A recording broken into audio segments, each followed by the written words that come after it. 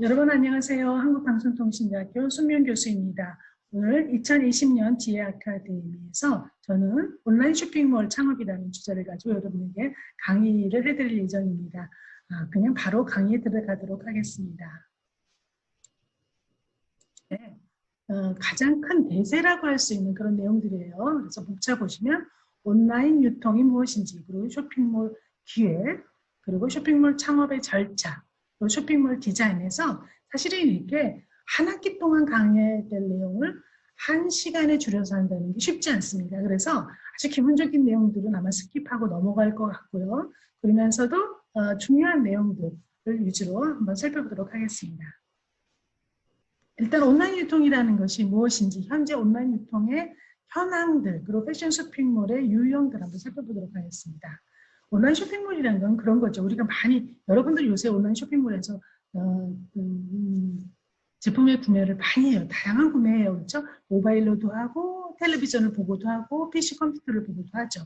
그래서 온라인 쇼핑몰이라는 것은 컴퓨터나 정보통신 설비 등을 이용해서 재화 및 용역을 거래할 수 있도록 설정된 가상의, 그렇죠? 온라인의 영업장들은 모두 온라인 쇼핑몰이라고 합니다. 최근에는 PC 기반의 인터넷 쇼핑몰에서 또는 텔레비전 보고 물품을 구매하다가 최근에는 모바일로, 그렇죠? 젊은 사람들은 거의 모바일로 그냥 모든 물품을 다 구매해요, 그렇죠? 최근에 온라인 쇼핑의 거래 규모를 보면요, 어마어마해요. 2019년 한 해 134조, 그렇죠? 전년 대비 18.3%로 증가했고요. 2000년대 들어서면서 지속적으로 성장한 게 온라인 쇼핑몰입니다. 모바일 쇼핑도 근래에 들어서 굉장히 크게 증가하고 있는데요. 모바일 쇼핑은 86조, 전년 대비 25.5로 증가했습니다. 한번 자세히 보면요. 연간 상품 분별로 온라인 쇼핑몰 거래의 구성비를 한번 살펴보겠습니다. 보시면 아시겠지만 2019년에 가장 많이 그 온라인 쇼핑몰로 거래했던 거래 그 상품은 여행과 교통 서비스였습니다. 그 다음으로 의복, 그리고 그 다음으로 가전과 전자, 통신기기 있고요. 그 다음에 음식 품류들, 그 다음에 화장품, 생활용품, 음식 서비스, 컴퓨터 주변 기기, 스포츠, 레저용품, 아동, 유아용품, 그 외에도 뭐 농축산물 또는 가구, 이 쿠폰 서비스, 가방, 뭐 패션 용품과 액세서리, 신발, 뭐 문화 및 레저 서비스, 서적, 자동차 및 자동차 용품, 애완용품, 사무, 문구, 굉장히 많은 그 다양한 유형의 상품들이 온라인으로 거래된 걸 볼 수 있습니다. 뭐 모바일로도 굉장히 많은 상품들이 거래되고 있는데요. 모바일은 사실은 20, 30대, 40대까지가 주로 많이 이용하죠. 보면 마찬가지입니다. 보면 여행 및 교통 서비스, 의복, 음식용품, 그다음에 음식 서비스 이렇게 굉장히 많죠, 그렇죠? 거의 막 모바일로 음식들을 주문해서 먹잖아요. 그래서 음식 서비스도 저렇게 많이 높아졌죠. 그 다음에 가전, 전자, 통신기기, 화장품, 생활용품, 아동, 유아용품, 이 쿠폰 서비스. 젊은이들이 그 모바일로 주로 거래를 하다 보니까 이 쿠폰 서비스나 음식 서비스 이런 것들이 아주 모바일 서비스, 모바일 쇼핑에는 큰 퍼센테이지로 앞부분에 들어와 있는 걸 볼 수 있습니다. 그 외에 뭐 스포츠 레저용품, 농축산물, 컴퓨터 주변기기, 가구, 가방, 패션용품, 액세서리, 신발, 문화레저 서비스, 서적, 자동차, 자동용차 용품, 애완용품, 사모문구 이렇게 이런 순으로 거래액들이 구성되고 있죠. 온라인 쇼핑몰 특징을 좀 한번 보겠습니다. 최근에 온라인 시장은 예전에 2000년대에 등장했을 때와 보다는 더 성숙하고 더 혁신적으로 변하고 있는 걸 볼 수 있습니다. 아까 말씀드렸다시피 2019년에 134조 원대를 돌파했고요. 매년 평균 두 자릿수의 성장률을 보이고 있고요. 그리고 이제 예전에는 태블릿이나 PC만 가져가던 걸 최근에는 스마트폰, 모바일폰으로 인터넷 접속해서 물건을 굉장히 많이 사죠. 젊은 사람들은 거의 뭐 PC로, 태블릿 PC로 사는 경우는 없고요. 거의 모바일로 사는 걸 볼 수 있죠. 그리고 오프라인에 있었던 모든 소매점들도 모두 온라인으로 연동해서 움직여지는 걸 볼 수 있어요. 다시 말해서 오토 리테일링이죠. 오프라인에서 운영하는 점포라도 온라인으로 해서 광고하고 온라인에서 그 손님을 접객하고 주문받고 이런 일이 모두 이루어지고 있다는 거죠. 그리고 현재 온라인에서의 경쟁은 어마어마하게 심해지고 있습니다. 온라인 시장은 오프라인 시장과 달리 시장 진입이 굉장히 쉬워요. 비용도 적게 들고 그러다 보니까 모든 뭐랄까 거래를 원하는 모든 창업자들은 온라인에서 창업하기 시작합니다. 그러다 보니 어마어마한 경쟁이 점차 증가되고 있는 걸 볼 수 있습니다. 쇼핑몰 창업 현황 보면요. 쇼핑몰, 온라인 쇼핑몰은 오프라인 쇼핑몰은 사실은 점포 하나를 내려고 하면 비용이 꽤 들어요. 그렇죠? 그러나 온라인 쇼핑몰은 사실은 비용이 굉장히 적게 들거든요. 그러다 보니까 소자본 창업이 가능하고 소자본 창업이 가능하다 보니까 시장이 꾸준히 성장하면서 창업이 가장 많이 일어나는 분야가 온라인 쇼핑몰이라고 볼 수 있습니다. 특히 20, 30대. 최근에 우리나라는 경제기가, 그렇죠? 성숙기에 접어들면서 더 이상 취직을 한다는 게 쉬운 일이 아니게 됐죠. 공장보다는 회사가 많아지고 공장, 그러니까 다수 인력을 필요로 하는 공장들은 거의 해외로 이전된 상태죠. 그러다 보니까 많은 사람들을 뭐라 그럴까 많은 사람들이 취업할 수 있는 그러한 직종이나 회사들 뭐 이런 것들이 많지 않게 된 거죠. 공장이 없으니까. 그러다 보니까 취업이 굉장히 어려워졌고 그러다 보니까 20, 30대들은 창업으로 돌아서는 그런 선진국형이죠. 선진국형 경제의 그 상황으로 변해가고 있죠. 그래서 20, 30대는 굉장히 창업을 많이 합니다. 창업 건수가 매년 증가하고 있고요. 그러나 창업의 유지율은 굉장히 낮습니다. 10명이면 1명 정도가 창업을 유지하는 그 직종으로 그 점포를 유지하는 유지간이 굉장히 짧다라는 거죠. 그래서 6개월이나 2년 미만의 거의 온라인 쇼핑몰은 쉽게 창업을 하면서도 쉽게 폐업을 하는 그런 율이 굉장히 높습니다. 특히 패션 온라인 쇼핑몰의 장단점을 보면요. 아까도 말씀드렸지만 누구나 쉽게 소자본을 가지고 창업할 수 있는 장점이 있습니다. 매장의 임대비라든지 인테리어 비용이라든지 매장 운영비라든지 인건비 같은 것들이 굉장히 절감되고요. 그리고 온라인이라는 공간에서 다양한 상품 구색을 제공할 수 있는 장점이 있습니다. 그러다 보니까 누구나 창업을 하고 그러다 보니까 경쟁이 치열하고 가격 경쟁도 심화되고 있습니다. 그럼 이제 온라인 쇼핑몰 유형 중에서 이제 하나씩 살펴보겠습니다. 만약 소자본 창업자가 창업을 하고자 할 때는 가장 쉽게 접근할 수 있는 게 무엇인가 라는 거죠. 오픈마켓입니다. 오픈마켓 한번 보죠. 오픈마켓이라는 것은 어떤 옥션이나 G마켓이나 뭐 인터파크나 11번가 같은 데서 플랫폼을 제공하면 그렇죠? 판매자와 구매자가 서로 들어와서 물건을 사고 팔 수 있도록 만들어 놓은 플랫폼이죠. 다시 말해서 온라인상의 그냥 커다란 시장이죠. 그렇죠? 1996년에 인터파크와 옥션이 처음으로 등장해서 온라인 쇼핑 시장을 주도적으로 성장시켰던 그러한 것들이고요. 온라인 오픈마켓의 장점이라고 하는 것은 온라인 쇼핑몰을 열려고 할 때 개인 업자가 열려고 할 때는 온라인 쇼핑몰을 모두 다 그렇죠? 구성해야 되고 온라인 쇼핑몰이라는 걸 온라인 공간에서 구성해야 되고 실제 판매와 필요한 모든 다양한 일들을 혼자 해결해야 됩니다. 그러나 오픈마켓은 그렇지 않죠. 판매자와 구매자가 그냥 만들어진 플랫폼에 들어와서 바로 팔고 사고를 할 수 있게 돼 있어요. 그러다 보니까 많은 창업을 꿈꾸고 있는 많은 사람들이 그러나 온라인 쇼핑몰을 만든다는 것, 제작한다는 것을 굉장히 좀 이렇게 어려움을 느끼는 사람들이 쉽게 입점할 수 있다는 장점 때문에 오픈마켓에 많이 들어오기 시작하죠. 특히 처음 온라인 시장을 뛰어드는 사람들은 오픈마켓이 가장 좋습니다. 온라인 판매 공간 제공하고요. 그다음에 입점비와 판매 수수료가 있죠. 그래서 직접 거래할 수 있도록 하겠죠.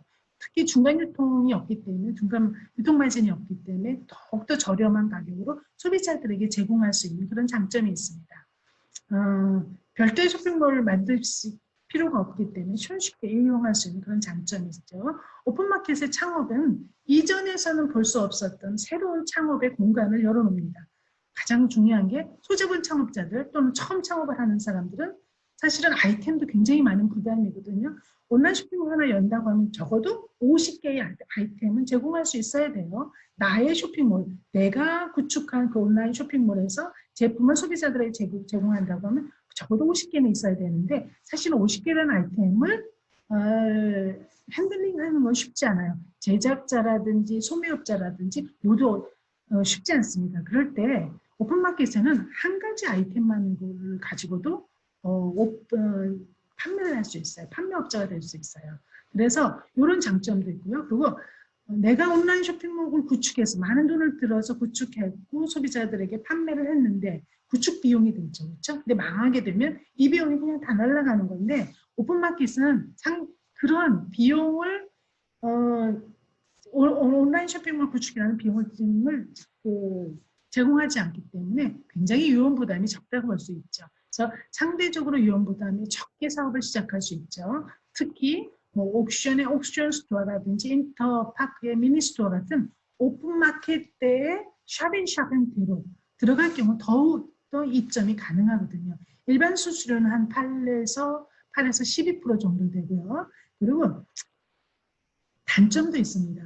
굉장히 많은 판매업자들이 많이 들어와 있어요. 그러다 보니까 동일 품목, 동일 상품, 동일 유형을 가지고 서로 판매하는, 다시 말해서 상품의 경쟁이 굉장히 심하고요. 특히 가격 경쟁이 심해지면서 적정 이윤 확보하는 전략을 갖지 않을 경우는 사실 쉽게 이윤을 창출하기가 어려울 수도 있습니다. 두 번째는 온라인 쇼핑몰 이용 중에서 하나는 소셜 커머스죠. 소셜 커머스라는 것은 사실은 공동 구매 형식으로 등장했던 거죠. 여러분 뭐 아는 쿠팡, 티몬, 그렇죠? 일정 기간 동안에 뭐 몇 명 사람들을 모아서 50%, 뭐 80% 이렇게 반값에 돼가지고 모든 물건을 공동 구매하게 했던 그런 형식이죠. 지금 그런 형식은 많이 없어졌고요. 그러나 여전히 소셜 딜 형태로 성장하면서 지금도 소셜 커머스들은 오픈마켓이나 또는 직매형 사업 모델로 전환하고 있습니다. 그러나 쿠팡, 위메프, 티몬 여전히 장사 잘하고 있는 곳 중에 하나죠. 여기도 쉽지 않죠.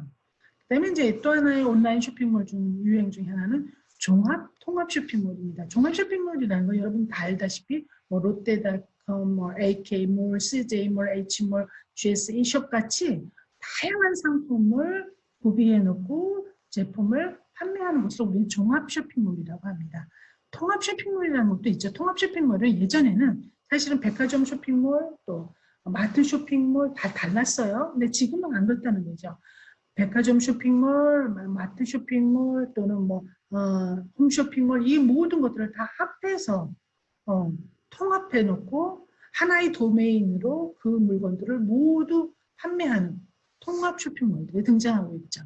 보면 대형마트, 백화점, TV홈 쇼핑, 할인점들을 모두 통합해서 하나의 도메인으로 유기적으로 모든 상품, 고급 상품, 아주 비싼 고급 상품서부터 아주 저렴한 상품까지 그리고 모든 종류의 상품들을 모두 판매하는 그러다 보니까 유기적으로 연결되면서 시너지 효과가 있고 SSG.com 그런 거죠. 거기만 들어가면 모든 물건을 다 살 수 있는 그러한 쇼핑몰의 효과를 가지고 있습니다. 그 다음에 또 하나 크게 성장하고 있는 것 중 하나가 포털 사이트 쇼핑몰들이죠.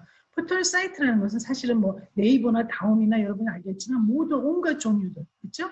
각종 유틸리티와 컨텐츠를 제공하는 게 포털 사이트죠. 특히 가장 중요한 게 검색 기능이라는 아주 중요한 무기를 가지고 있는 포털 사이트에서 실제 쇼핑몰을 만들었습니다. 오픈마켓처럼 중개형입니다.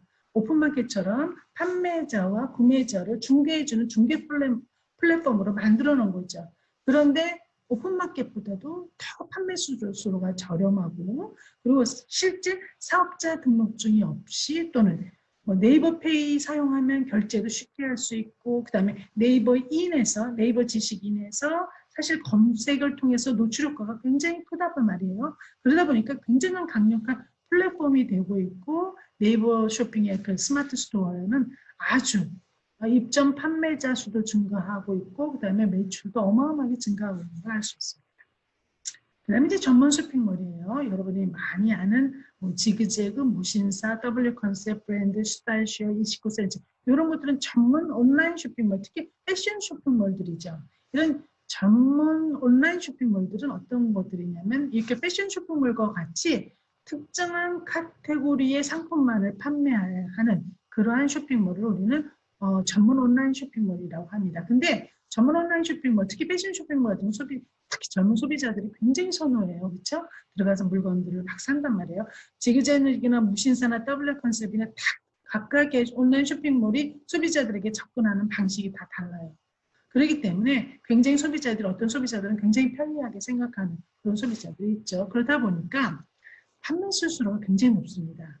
20%에서 최근에 28%에서 35%까지 증가했어요. 그러니까 판매업자가 들어가기로는 굉장히 부담스러울 수 있는 그것이죠. 그러나 만약 패션 쇼핑몰의 전문 쇼핑몰인 경우는 워낙 매출이 좋기 때문에 잘 팔 수 있죠.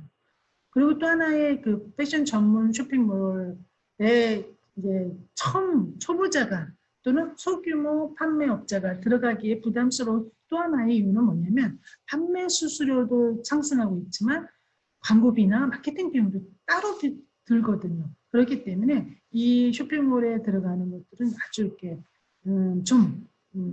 내가 이미 온라인 쇼핑몰에 대응할 수 있는 그런 대응력을 갖추고 있고 제품도 아주 독특하고 유니크해서 소비자들이 내 제품만에 대한 마니어들이 있다고 하면 들어갈 수 있지만 아니면 오픈마켓이나 또는 포털 사이트 쇼핑몰에 들어가서 처음 시작하고 나중에 힘을 키워서 그 다음에 전문 쇼핑몰로 이동하는 것도 좋죠. 그 다음에 이제 소호 쇼핑몰입니다. 소호 쇼핑몰은 여러분 아까 말했지만 온라인 쇼핑몰 직접 구축하는 거예요. 직접 구축하지 못할 때는 사실 웹호스트 업체라는 그런 업체를 통해서 쇼핑몰을 구축하게 돼요. 그러나 모두 비용이 듭니다. 그러나 이제 나만의 쇼핑몰을 만들 수 있는 거죠. 사업자 등록해야 되고요. 그리고 통신 판매 신고 반드시 해야 되고요. 그리고 판매 아이템 수가 나만의 쇼핑몰 안에 아이템 수가 적어도 50개 이상은 되어야지 소비자들이 클릭하고 들어왔을 때 다양한 쇼핑 제품들이 있구나. 뭐 이렇게 상품 구색이 많아야지 소비자들이 재밌어 하죠. 그렇죠? 그리고 구매할 게 많다고 생각하죠. 그렇기 때문에 판매 아이템 수도 굉장히 많아야 돼요. 그리고 사실은 초기에 샘플 구입비도 부담이 많이 됩니다.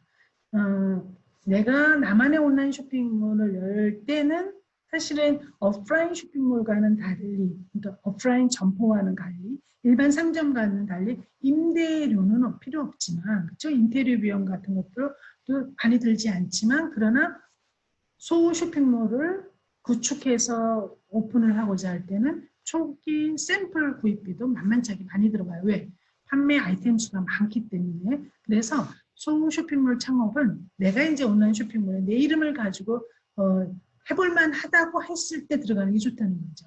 사실 여러분들이 생각하는 게 스타일란드 같은 것들은 그런 쇼핑몰 나도 만들어보고 싶어. 스타일란드는 초창기 온라인 쇼핑몰 때 들어와서 그렇죠? 쇼핑몰의 경쟁이 심하지 않을 때 들어와서 굉장히 성공한 케이스거든요. 대부분의 소규모 업체들은 수익을 내기가 쉽지는 않습니다. 다음으로는 이제 쇼핑몰 기획 보겠습니다. 쇼핑몰을 그럼 내가 처음 온라인 쇼핑몰을 기획하려고 할 때 무엇부터 어떻게 기획해야 되느냐 한번 보겠습니다. 일단 가장 중요한 거는 명확한 타겟이죠. 내가 제작하는 업체라고 하면 내가 제작할 수 있는 제품을 구매하는 사람들이 타겟이 될 거고요. 아니라 내가 처음 들어가서 어떤 걸 새로 시작한다고 하면 내가 누구를 대상으로 이 물건을 팔까? 명확하게 타깃을 설정해야 돼요. 이 타깃을 설정한 게 왜 중요하냐면 일단 타깃이 설정되면 경쟁자가 누군지도 파악이 되고요. 내 소비자가 누군지도 파악이 돼요. 그러면 경쟁자와 차별화된 제품 또는 차별화된 서비스를 소비자에게 제공할 수 있고요. 그리고 소비자가 원하는 제품을 내가 파악해서 제공할 수 있어요. 그런데 명확한 타깃이 설정되지 않을 경우 그런 것들을 다 할 수 없죠. 그렇죠? 그래서 쇼핑몰의 타겟과 컨셉이 결정되고 나면 그 다음에 어떻게 상품을 구성할까? 어디서 사올까? 소비자의 내 목표 고객이 좋아하는 쇼핑몰 디자인과 색상, 제시 방법은 어떤 것들일까? 어떻게 사진을 찍어야 될까? 이런 것들이 다 결정된다는 거죠. 그렇죠? 그리고 이제 실제 구매자들과 커뮤니케이션 해야 되죠. 실제 나의 타겟이라고 하는 소비자들과 커뮤니케이션하기 위해서 가장 중요한 건 어떤 걸까요? 그렇죠? 그들이 진짜 좋아하는, 그들이 매력적이어하는 상품 구색을 갖추는 거. 그 다음에 그들이 보고 나 여기 정말 내가 원하는 게 있을 것 같아 하고 클릭하고 들어올 수 있도록 그 세련되고 독특한 그런 그들이 원하는 쇼핑몰을 디자인해야 되고요. 그런 컨셉을 일관되게 표현해 줘야 되겠죠. 그럼 이제 쇼핑몰 타겟을 어떻게 결정할까? 시장 세분화하는 거죠. 변수죠. 연령별로, 성별로, 뭐 소득, 직업, 교육, 가족 생활 주기 또는 뭐 라이프 스타일, 개성 또는 행위 변수, 상황, 뭐 추구 효의, 뭐 어떤 사람은 명품 추구하는 사람이 있고 어떤 사람은 저렴한 가격을 원하는 사람이 있고 어떤 사람은 실용적으로 오래 입을 수 있는 의복을 원하는 사람도 있고 이렇게 추구하는 추구 효익이 다 다르죠. 이렇게 다양한 세분화 변수를 가지고 내 타겟, 나의 그 목표 소비자 집단, 나의 목표 고객 집단을 설정해야 됩니다. 사실은 이제 맨 처음에 들어갈 때, 내가 목표 소비자를 설정했어. 그 다음에 내가 이들을 대상으로 어떤 전략을 가져가야 될지 막막해요. 그렇죠? 그들을 모를 수도 있죠. 그러나 그들을 잘 아는 사람일 수도 있고 모를 수도 있어요. 그럴 때는 그냥 인터넷에 들어가서 이처럼 10대 여성 쇼핑몰 탁 쳐서 한번 보는 거예요. 그러면서 그 사실은 시장조사죠. 10대 여성들은 무엇을 원할까? 를 광고 키워드로서 살펴보는 게 가장 좋은 거예요. 광고 키워드를 보면 이들이 원하는 게 무엇인지를 바로 알 수 있다는 거죠. 이 10대 여성 소비자들이 무엇을 원하느냐, 추구하는 효익이 무엇이냐, 그들을 만족시키기 위해서는 어떤 제품을 어떻게 제공해야 되는지 알 수 있다는 거죠. 한번 봅시다. 10대 여성의 타겟 광고 키워드는 다음과 같습니다. 캐주얼, 핫스타일 코디, 수학여행 코디, 간지템, 꿀템, 데일리룩, 캐주얼룩, 커플룩, 키장력 이런 것들이에요. 이런 것들을 보면 10대 여성들이 고민하는 게 뭐고 10대 여성들이 표현하고 싶은 게 뭔지를 딱 알 수 있어요. 그렇죠? 그리고 10대 남성들 한번 광고 키워드 볼까요? 여자들이 좋아하는 썸 타는 댄디함, 슬림함. 요즘 남성들이 어떤 의복을 원하는구나. 어떤 의복을 제공했을 때 이들이 만족하겠구나. 이런 것들을 느낄 수 있어요. 그래서 중요한 게 광고 타깃을 정확하게 알기 위해서는 일단 인터넷에 들어가서 광고 키워드를 찾아봐라. 그 광고 키워드를 중심으로 다시 효익과 어떻게 만족시킬지를 연구해 보라는 거죠. 여기 볼까요? 여기에는 이제 보리보리라고 아동복이에요. 그렇죠? 그리고 여기는 소녀나라라고 아주 소녀들이 원하는 스타일을 표현해주고 있죠. 그다음에 여기는 이제 조이맘이라고 해서 그 젊은 엄마들이죠. 페미닌 무드, 컬 디자인 뭐 이렇게 나와요. 그다음에 이거는 뭐냐면 아주 빅사이즈 여성들. 그러다 보니까 의복을 표현하는 게 달라요. 잘 늘어납니다. 그렇죠? 그런 것들을 날씬한 여성을 통해서 보여주죠. 그렇죠? 이러한 것들이 중요하다라는 거죠. 그 다음에 또 하나는 이제 타깃에 어필할 수 있는 아이템을 또 선정해야 돼요. 그걸 파악해야 된다는 거죠. 전문몰인 경우는 특정 타깃을 대상으로 아주 소수 아이템에 집중하지만 대형 쇼핑몰인 경우는 굉장히 다양한 아이템을 소비자들에게 제공하고 있단 말이에요. 예를 들어서 보면 20대 남성들이 많이 찾는 아이템이라고 하면 트레이닝 바지, 난방, 반팔 셔츠, 집업 점퍼 자켓, 라이드 자켓, 맨투맨 티셔츠, 후드티, 밴딩 팬츠 이렇게 다 달라요. 타깃에 따라서 그 소비자들이 원하는 아이템이 다르기 때문에 타깃이 결정되면 광고 키워드와 함께 반드시 파악해야 되는 게 아이템도 파악해야 됩니다. 요거는 이제 셀러 가이드인데요. 여러분이 나중에 어떤 쇼핑몰을 들어가도 판매업자로 들어갈 수 있을 경우 다 셀러 가이드를 줘요. 셀러 가이드를 잘 활용하면 많은 내용들을 파악할 수 있고 그 파악한 내용을 중심으로 내가 판매를 잘 할 수 있다는 거죠. 그다음에 이제 상품 구성인데요. 예전에는 그러지 않았는데 지금은 상품 구성이 특히 온라인 쇼핑몰에서는 상품 구성이 중요해요. 옛날에는 점포에 대한 충성도가 있었어요. 브랜드나 점포에 대한 충성도가 있어서 그 점포에 들어가서 늘 구매했고 그 점포에 들어가서 모든 걸 해결했었어요. 그 브랜드에 가서. 지금은 안 그래요. 내가 원하는 아이템을 제공하느냐가 가장 중요해요. 그렇기 때문에 소비자들은 뭐 사고 살 때 후드티, 집업, 후드 이렇게 치고서 그 다음에 제품을 구매한단 말이에요. 그렇기 때문에 아이템 위주의 그 상품을 구성하는 게 가장 중요해요. 지금 가장 핫한 아이템이 무엇이냐 먼저 알고 그 다음에 그걸 구성했을 경우 그것이 바로 매출로 연결된다는 거죠. 아이템을 구성할 때는 여러분들이 기본적으로 갖추고 있어야 되는 게 아이템과 관련된 지식들이에요. 아이템들은 사실은 아이템도 있고요. 그렇죠? 스타일별 아이템도 있고요. 그 다음에 판매 촉진용 아이템도 있을 수 있고요. 그리고 브랜드에 따라서도 아이템이 다 다르고요. 가격대에 따라서도 다 아이템이 다르단 말이에요. 그렇기 때문에 상품 분류 카테고리를 여러분이 명확하게 아셔서 그 다음에 진행하시는 게 좋습니다.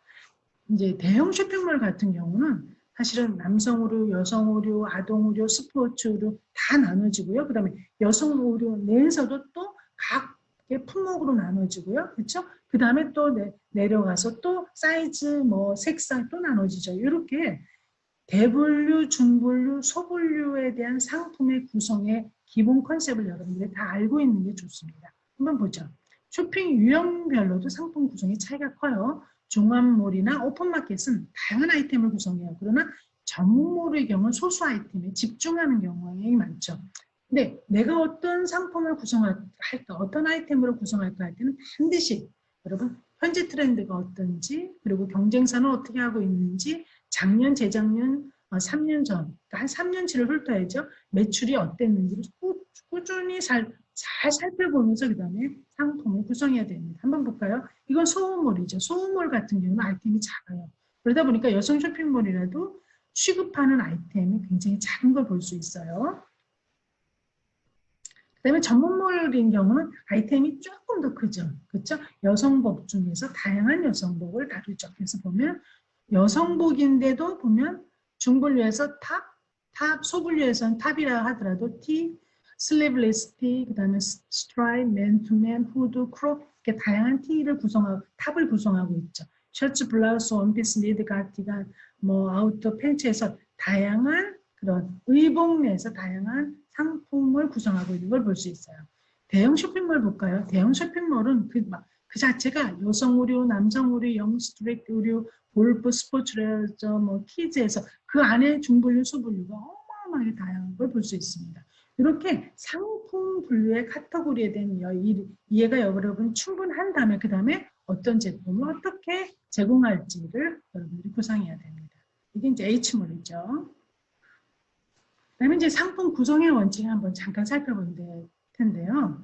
사실은 이게 그 대형몰이냐, 종합몰이냐, 소모몰이냐 또는 뭐 내가 그 간단하게 오픈마켓이나 또는 네이버 스마트 스토어 같은 데에 들어가는 작은 판매업자냐에 따라서 카테고리 수는 다 다를 수 있어요. 그러나 여러분이 이제 전반적으로 다 함께 고려해야 되는 것은 다음과 같은 겁니다.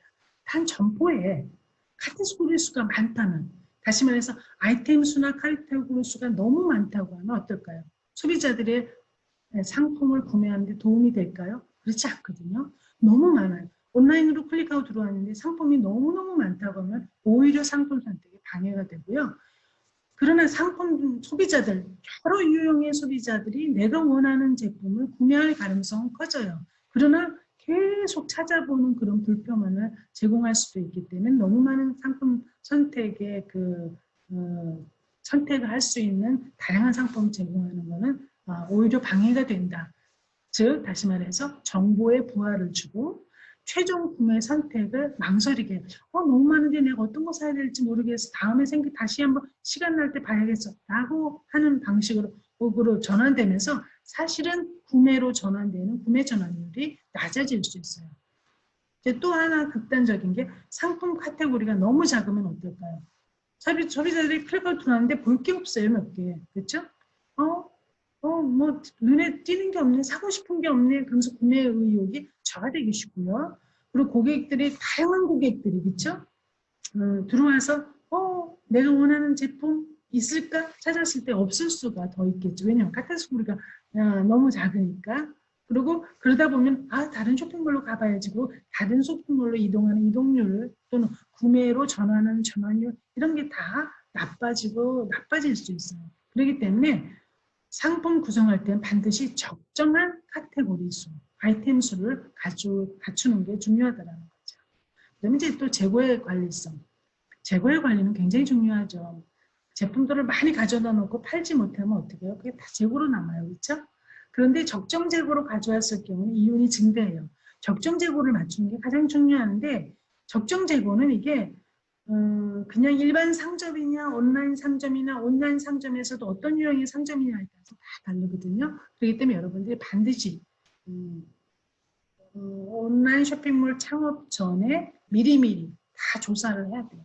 특히 패션 작품 같은 것들은 아이템 수도 많고 그러니까 SKU라고 해요. 일단 대분류도 너무 많고요. 중분류도 너무 많고요. 소분류도 너무 많아요. 그러다 보니까 복잡해요. 재고 관리가. 그리고 트렌드도 굉장히 빨리 변화해요. 그렇기 때문에 오래 지난 거, 6개월 지난 거 안 팔릴 수도 있어요. 1년 지나고 6개월 지나면 안 팔리고 막 굉장히 저렴한 싼 가격에 제품을 내놔도 안 팔릴 수 있거든요. 그래서 재고 관리가 가장 어려운 게 아마 패션 제품을 판매하는 판매업자들이죠. 그러나 이제 온라인 쇼핑, 온라인 유통의 장점은 재고를 미리 가지고 있지 않아도 돼요. 그렇죠?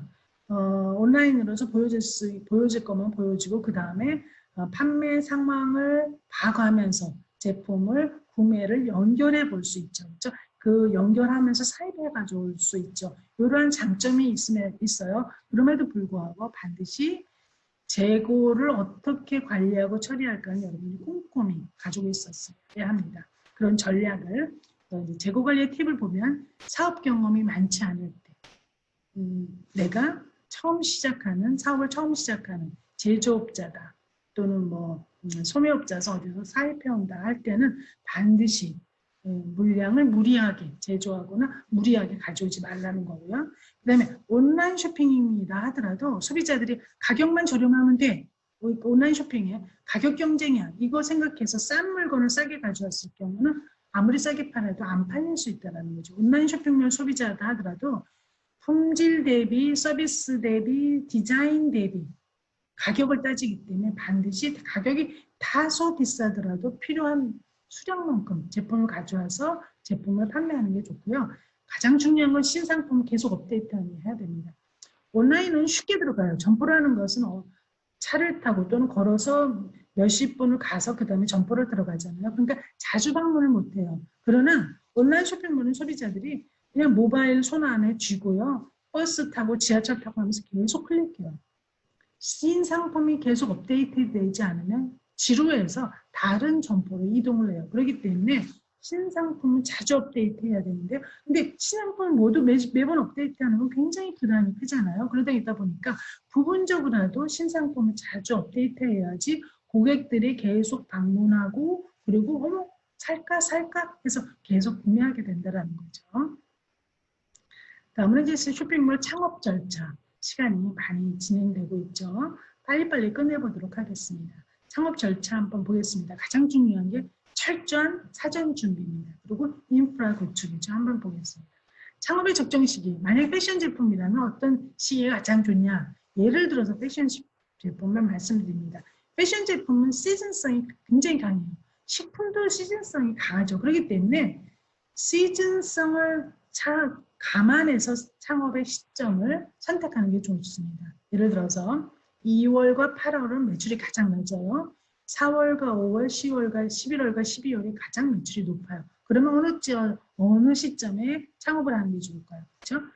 매출이 낮은 시점에 창업을 하고 안정화를 꾀해서 그리고 매출이 높은 시점에 물건을 많이 파는 게 좋습니다. 그래서 창업의 적정 시점이라는 것은 매출 시기가 다소 낮은 시점에 창업을 하는 게 좋다라고 말씀드릴 수 있겠습니다. 그 다음에 사전조사의 필요성. 철저한 사전조사가 필요해요. 그렇죠? 일단 소비자 조사도 필요하고요. 경쟁사 조사도 필요하고요. 경쟁사 조사는 한 3개 정도 경쟁업체 선택해서 온라인 경쟁업체를 진짜 시즌별로 계속 살펴봐야 돼요. 그 살펴본다는 건 뭐냐면 내가 어떻게 온라인 쇼핑몰을 창업할까라는 걸 대한 아이디어를 얻기 위한 거죠. 그래서 보면 패션 제품 같은 거는 적어도 4개월 이상 시장 조사를 해서 소비자가 어떻게 변하는지, 점포의 온라인 쇼핑몰의 그 매출들이 어떻게 움직이는지, 인기 아이템들이 어떻게 변화하는지를 파악해야 됩니다. 그리고 인기 아이템들은 사실은 상품의 제품 수명주기라는 게 있어요. 어떤 제품들이 처음 들어왔다, 그 다음에 많이 팔렸다, 그 다음에 안 팔리거든요. 그런 주기들을 반드시 파악해야 된다는 거죠. 사전 조사 방법 한번 보면요. 구체적으로 잠깐 설계하고 있는데요. 자사 쇼핑몰과 유사한 컨셉, 유사한 타깃, 이러한 경쟁 쇼핑몰들을 두세 개 선택해서 관찰합니다. 제 생각에는 적어도 두 개의 시즌 정도 관찰해야 돼요. 패션 쇼핑몰이라고 하면 적어도 1년이나 6개월 이상은 준비를 해야 돼요. 그래서 소비자가 어느 시점에 어떤 상품을 많이 구매한다. 우리는 몰라요. 쇼핑몰만 볼 수 있죠. 그렇죠? 그러면 댓글 수를 보면 됩니다. 그 다음에 어떤 시점에 어떻게 제품이 등장하는지, 다시 말해서 아이템의 출고 시기, 아이템의 구성, 사이즈, 색상, 구색 이런 것들을 한 2개 이상의 시즌을 꾸준히 살펴보고 그 다음에 이를 바탕으로 자사의 그 쇼핑몰을 구성하는 특히 상품 구성이나 상품의 사입 계획들을 세워야 됩니다. 그래서 여러분 패션 상품 같은 건 사입 저강의 도매 시장이죠. 그렇죠? 동대문 시장인데 동대문 굉장히 복잡해요. 각 매장마다 취급하는 주요 아이템이 다르고요. 그 동일 아이템이라도 하더라도 소재나 디자인 특성이 모두 다르기 때문에 여러분들이 잘 가서 봐야 되고요. 그런데 동대문을 내가 잘 모른다. 그러면 사실은 사입 삼촌이라는 분도 있고요. 사입 삼촌이 온라인 그러니까 사이트로 만들어서 여러분들이 원하는 제품들을 실제 사입해 주는 분도 있기도 합니다. 보겠습니다. 그다음에 이제 실제 쇼핑몰 창업을 위해서 어떤 법적 절차가 진행되어야 되는지를 한번 살펴보겠습니다. 사업자 등록증 신청하는 거 여러분 다 아시는 분들은 아실 거예요. 일단 사업 시작일로부터 20일 이내에 사업자 등록을 신청해야 되고요. 관할 세무서나 최근에는 뭐 홈택스 같은 데서 바로바로 신청할 수 있죠. 만약 패션 쇼핑몰을 하고자 한다면 여러분은 업체는 도소매가 되고요. 그 다음에 업종은 전자상거래로 신고해야 됩니다. 그 다음에 이제 간이 과세자와 일반 과세자의 차이를 여러분 조금 아는 게 좋아요.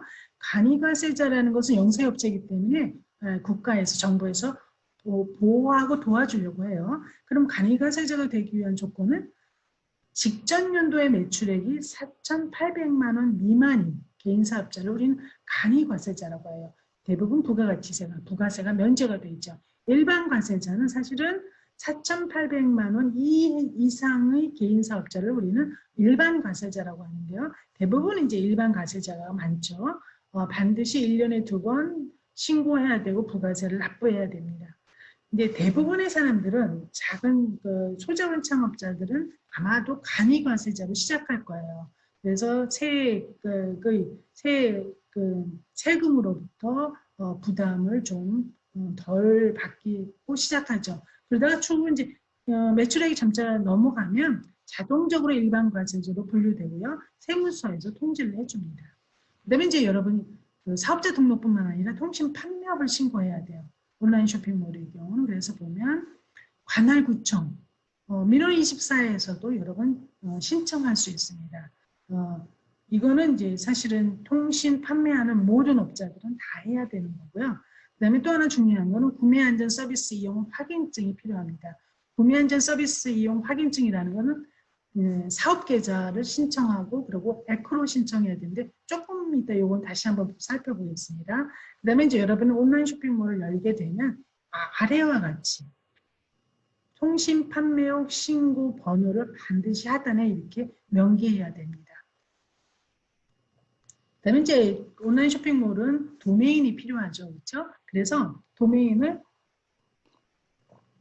등록해야 되는데 많은 분이 알겠지만 .com이라든지 co.kr 등의 주소를 사용을 하면 도메인 등록해야 되는데 이미 내가 하고자 하는 그런 도메인이 등록될 수도 있어. 이미 등록되어 있을 수도 있기 때문에 반드시 도메인을 검색해보고 기존 사용하는 업체가 있는지를 확인하고 그 다음에 도메인 주소를 등록해야 됩니다.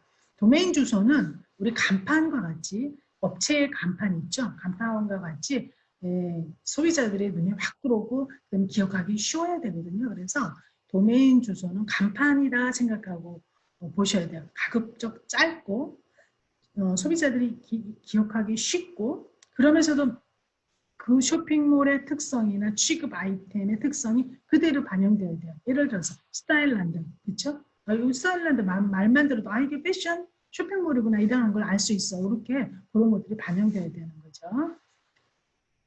그다음에 이제 또 하나는 개인정보와 관련된 법적 절차입니다. 개인정보라는 건 살아있는 개인에 대한 정보죠. 이 개인을 특정 짓는, 개인을 구분하는, 그리고 그 개인을 식별할 수 있는 정보들이기 때문에 정부에서는, 국가에서는 개인의 정보를 보호하죠. 어떤 정보들이 해당되냐면 성명, 주민등록번호, 주소, 가족관계, 신분관계, 신력, 심신상태, 사회경력, 경제관계, 생체, 인식정보, 위치정보들을 모두 보호하고 있어요. 그래서 여러분들이 온라인 쇼핑몰을 연다 하더라도 한 개인으로부터 얻어야 되는 개인정보는 최소한의 개인정보를 수집해야 되고요. 구매자와 판매자의 관계에서도 최소한의 개인정보만을 제공하도록 해야 되고요. 그 외에 여기서 보면 알겠지만 쿠키 수집이라든지 개인별 맞춤형 광고를 위해서 개인정보를 수집할 경우에도 반드시 선택이나 동의 항목, 선택하느냐 클릭하게, 동의하느냐 클릭하게 한 다음에 그 동의를 받고 나서 개인정보를 수집해야 됩니다.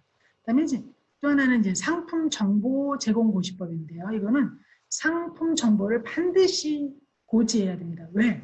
소비자가 합리적으로 선택을 할 수 있고 그 다음에 정보 부족으로 인해서 소비자가 피해를 받지 않도록 하기 위해서 만들어 놓은 법이기 때문에 반드시 통신 판매업자는 소비자에게 내가 판매할 그 판매 상품에 대해서 다양하고 구체적으로 정보를 고시해야 됩니다. 공고해야 됩니다. 한번 볼게요. 우리 상품 같은 경우는 상품 정보 고시 항목들이 있습니다. 어떤 항목들이 있냐면 소재, 색상, 치수, 제조자, 제조국, 세탁 방법 및 취급 주의사항, 제조 연원인, 품질 보존 기간, AS 책임자와 전화 번호.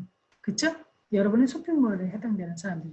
이런 것들을 반드시 고시해야 되고요. 그다음에 품질 보증의 기준도 명확하게 제시해야 되고요. 상품 정보도 색상이라든지 또는 테두리 이용한다든지 알아보기 쉬운 곳에 배치한다든지 이제 그 제품을 명확하게 어떤 제품인지 인지할 수 있도록 상품 정보를 고지해야 돼요. 그다음에 이제 카드 결제 있어. 이 다음 사건은 실제 내가 온라인 쇼핑몰을 구축하기 위해서 소비자들에게 제공하는 관련된 서비스 시스템을 구축하는 것과 관련된 건데요. 일단 온라인에서 제품을 주문하고 나면 카드 결제해야 되잖아요. 그걸 우리는 카드 결제 대행사라고 하고요. 피지사라고 합니다. 뭐 네이버 페이서부터 굉장히 다양한 그 카드 결제 대행사가 있고요. 근데 내가 신청한다고 모두 되는 건 아니고요. 온라인으로 결제 대행을 신청하고 초기 가입비를 납부하고 계약서를 발송하면 피지사예요. 그렇죠? 피지사에서는 해당 쇼핑몰을 심사합니다. 그리고 심사가 끝나고 나서야 그 다음에 실제 쇼핑몰 구축을 하면서 그 카드 등록을 처리할 수 있습니다. 그다음에 아까 등장했던 에크로 신청이죠. 에크로 신청이라는 건 뭐냐면 소비자를 보호하기 위한 거죠. 우리는 이제 소비자는 클릭하고 돈을 입금했어요. 그리고 내가 제품을 받아야 된단 말이에요. 그렇죠? 근데 제품을 주지 않고 또 도망갈 수도 있죠. 판매업자가. 그걸 미연에 방지하기 위한 거죠. 그래서 보면 소비자가 결제한 결제 대금을 은행에서 제3은행에서 가지고 있다가 상품 배송이 완료된 후에 그 다음에 판매업자에게 대금을 지급하는 그런 전자거래 안정장치인 거죠. 소비자를 보호하기 위해서 은행과의 협업 시스템으로 이루어지는 겁니다. 그렇기 때문에 그 시스템이 갖추지 않을 때는 소비자들은 굉장히 불안할 수 있죠. 그렇죠? 이런 시스템도 갖춰야 되고요. 그 다음에 이제 물류 시스템이죠. 물류 시스템이라는 것은 사실은 작은 소자본 창업해서 처음 시작하는 사람들은 물류 시스템 갖추지 않고 시작하는 경우가 많아요. 저희 대학에 이제 학생들이 졸업하고 나서 온라인 쇼핑몰 시작했을 때는 보면 그냥 뭐 물류 창고라는 걸 갖춰 있지 않고 자기 집, 좀 자기가 거주하는 사무실, 그러니까 일하는 사무실, 거기가 그냥 물류창고예요. 물건 갖다 놓고 온라인으로 보여주고 본인이 포장해서 그리고 우체국 택배 이용해서 물품을 그 운송하고 그래요. 그러나 이제 이 회사가 점점 커지면 물류 창고도 있어야 되고요. 포장을 하는 또 전문인이 있어야 되고, 그러니까 담당하는 사람이 있어야 되고요. 택배 반품 처리하는 실제 업체들이 같이 있어야 되죠. 이러한 것과 관련된 걸 우리는 물류 서비스라고 합니다. 대부분 이제 택배사를 선정하죠. 그렇죠? 그럼 택배사 선정할 때 어떻게 해야 되느냐? 어떻게 해야 될까요? 일단 가격도 좋아야 돼요. 그리고 배송 품질이 우수해야 돼요. 그리고 보상 조건, 문제가 발생했을 때 보상 조건도 아주 우리에게 판매자에게 우호적이어야 되죠. 이런 것들을 모두 살펴서 그다음에 최종적으로 업체를 선정해야 됩니다. 그러나 택배사 선정할 때는 다음과 같은 기준들을 한번 꼼꼼히 다시 한번 살펴보는 게 좋은데 아까도 말씀드렸지만 요금, 그러나 픽업의 조건, 지리적 거리, 안전 배달, 제품 파손 시 보상 조건 이런 것들을 꼼꼼히 살펴보고 계약하시는 게 좋고요. 그다음에 이제 상품 포장입니다. 상품 포장, 그렇죠? 외장 포장이 있고 내부 포장이 있죠. 근데 물건에 따라서 모두 다르기 때문에 특별하게 이렇게 표준화된 그 포장은 없죠. 그러나 고급 포장재를 사용했을 경우는 이미지 제고할 수 있고요. 그다음에 특히 이 의복 같은 고급 의복 같은 것들은 사실은 섬유기 때문에 그렇죠? 직물이기 때문에 눌러줘도 된다 이렇게 생각하시는 분인데 그렇지 않아요. 이게 실제 보여진 거와 같이 동일하게 배달이 되었을 때 소비자의 만족이 굉장히 커요. 그렇기 때문에 상품 포장도 굉장히 중요해요. 거기 온라인 쇼핑몰의 이미지로 보여진 것만큼이나 내가 배달 받았을 때의 그때 첫 대면하는 그 제품의 상태가 다음의 판매로 다음의 구매로 이어지는 거에 영향을 주기 때문에 이것도 반드시 잘 그렇죠? 상품 포장도 최선을 다해서 해야 됩니다. 다음으로 이제 마지막으로 쇼핑몰 디자인 한번 보겠습니다. 메일이 아니면 메인 디자인 메인 페이지 상세 페이지 한번 보겠습니다. 메인 페이지라는 것은 사실은 쇼핑몰 화면이죠.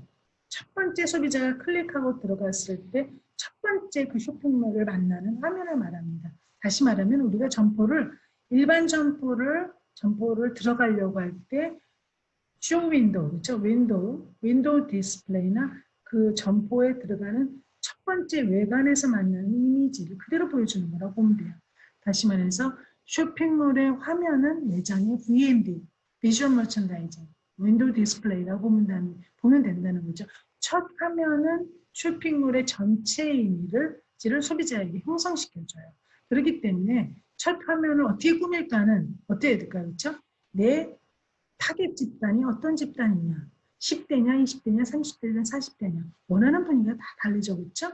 그 다음에 내가 어떤 제품을 판매하느냐, 내가 어떤 타겟으로 가느냐, 어떤 컨셉으로 가느냐가 반드시 명확하게 표시되는 게 좋다라는 거죠. 그리고 일관된 이미지가 같이 보여주는 게 좋아요. 한 화면 안에 이미지가 여러 개가 혼잡하게 들어가 있을 경우 사실은 내가 전달하고자 하는 컨셉을 잘 전달을 못해요. 그렇기 때문에 전반적으로 그 메인 페이지에 구성되는 모든 책상, 예를 들어서 글자 폰트 또는 재질과 같은 백그라운드의 화면들 이런 모든 것들이 사실은 일관된 이미지로 전달되는 게 좋다는 거죠. 그 중에서도 가장 중요한 게 책상이죠. 책상만 가지고 사람들은 첫인상을 형성하기 때문에 어떤 색상으로 갈까를 가장 주의 깊게 선택해야 된다는 거죠. 한번 볼까요? 이건 10대죠. 딱 보면 우린 10대라는 느낌이 들어요. 그렇죠? 이런 10대의 감각을 표현해줘야 된다고. 이건 20대죠. 20대 남성, 여성 달라요. 그렇죠? 어떻게 표현해줘야 되는지가 달라지고요. 30대도 달라지죠. 그렇죠? 40대 볼까요? 40대도 달라지죠. 그리고 이제 색채에 의한 컨셉인지 한번 보겠습니다. 색채가 주는 이미지는 굉장히 커요. 그렇기 때문에 각각의 색채가 어떤 이미지를 만드냐. 거꾸로 이 이미지를 표현하기 위해서는 어떤 색채를 사용해야 되는가를 여러분 한번 이걸 보시면 됩니다. 고급스러움 하면은 무채색이나 채도가 낮은 색, 화려함 하면 반드시 채도가 높은 색상들이겠죠.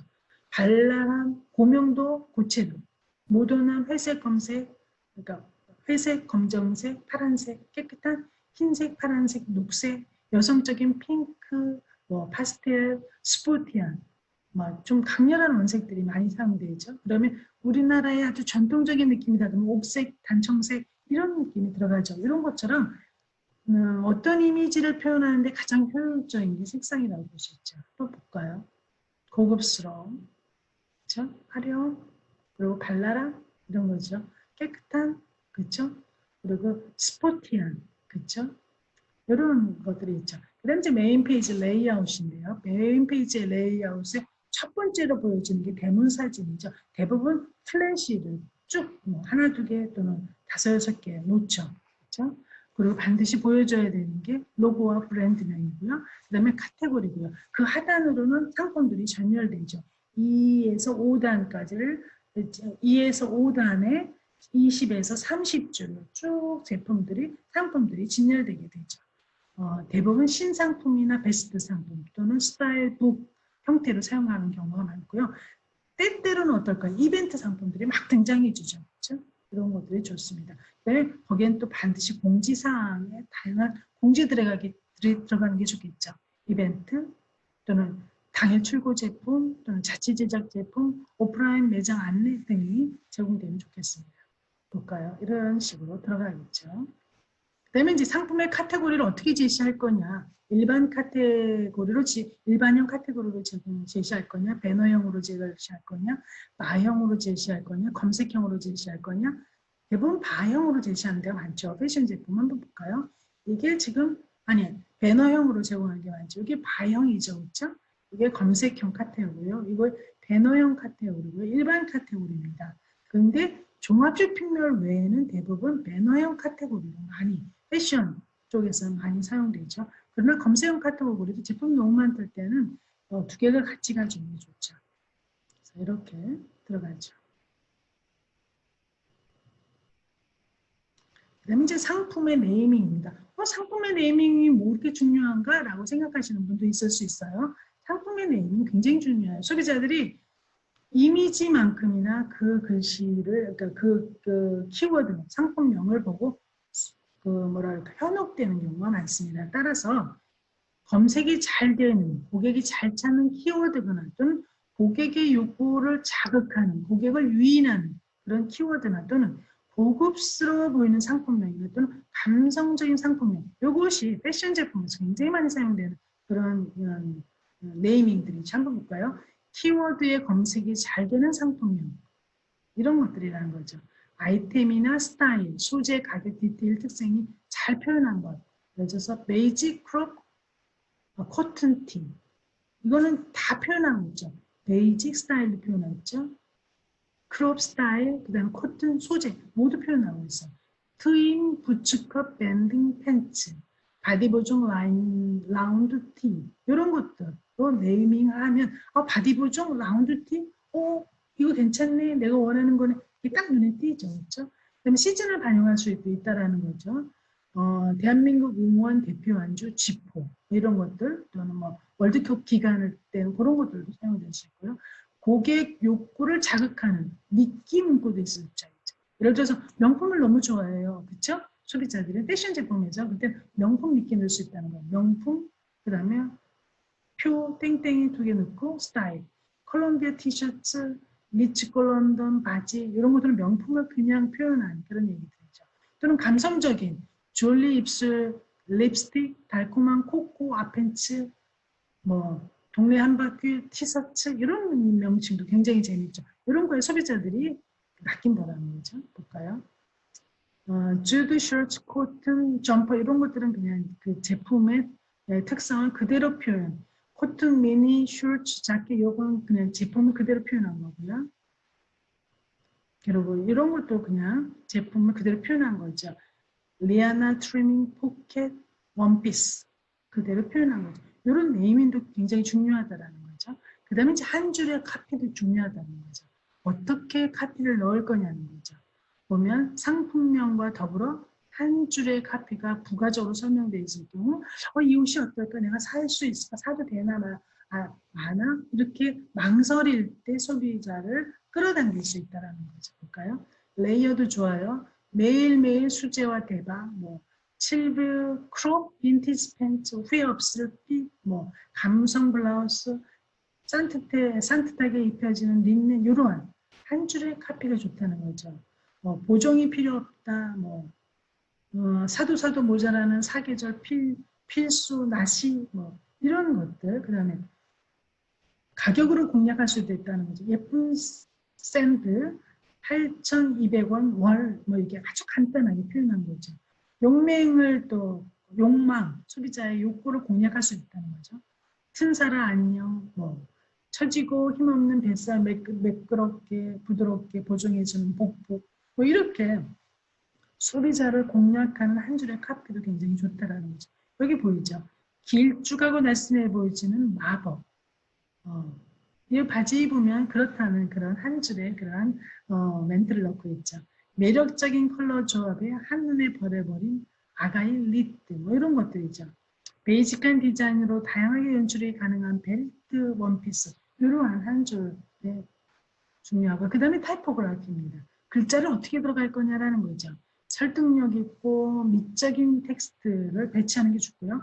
시선이 확 집중이 되어야 돼요. 이미지 보다가 시선이 딱 고정되게끔 타이포그래피를 가져오는 게 중요하다는 거죠. 그래서 보면 타이포그래피를 혼합해서 지루하지 않게 해라. 그다음에 가독성이 우수한 글자체로 해라. 그다음에 아이콘 사용하는 것도 좋다. 그다음에 포토샵 작업 시 깨지지 않는 게 좋다라는 거죠. 보면 이런 거죠. 한정 수량, 서두르세요. 이렇게 타이포그래피를 다양한 타이포그래피를 사용해야 되는데 문제는 너무 혼란을 주지 않는 것도 중요해요.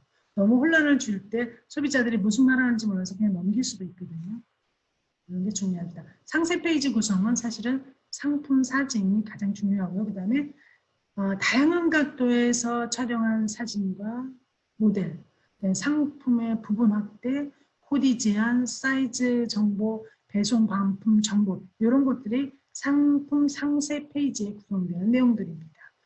이런 것들을 구성할 때 여러분들이 어떤 거에 주안점을 둬야 되느냐. 만약 패션 상품이라면 어떤 상품일까? 내가 입으면 어떤 모습일까? 구체적으로 보고 싶네. 믿을만 할까? 이 옷을 가장 이쁘게 입는 방법은 뭐지? 이거 사면 그거와 함께 어떤 걸 코디해야지? 나에게 맞는 크기인가 사이즈인가? 내 손까지 오는 시간은 이런 것들이 궁금하단 말이에요. 그것들이 상세 페이지에 반드시 다 구성되어서 제공되어야 된다는 거죠. 상품 사진이 중요하죠. 상품 사진은 일단은 가장 매력적인 사진을 제시하면서도 다양한 사진을 통해서 소비자들에게 상품 정보를 제공해야 돼요. 예를 들어서 코디 사진, 디테일 확대 컷, 전신 사진, 소재를 강조한 사진, 소재의 확대 컷, 일상에서의 사진, 감성 사진, 디테일 컷, 마네킹 착용 사진, 행거에 건 사진 등 다양한 사진, 그 상품에 따라서 필요한 사진들을 제공하게 되는 게 좋다는 거죠. 한번 볼까요?